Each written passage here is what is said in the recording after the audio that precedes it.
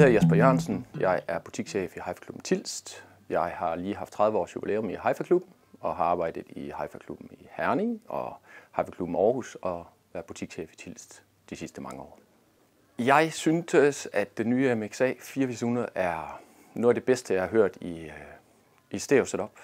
Jeg synes, når jeg tit lytter på klasse D digital forstærkere, så er det ligesom at kigge igennem det klareste vand, og man kan se alt, der er på havbunden, men der er bare ingen fisk.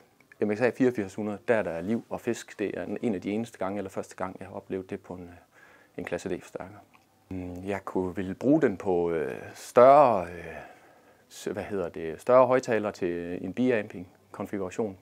Epicon 800-serie i et stereo setup, og selvfølgelig også i surround setup, som er oplagt.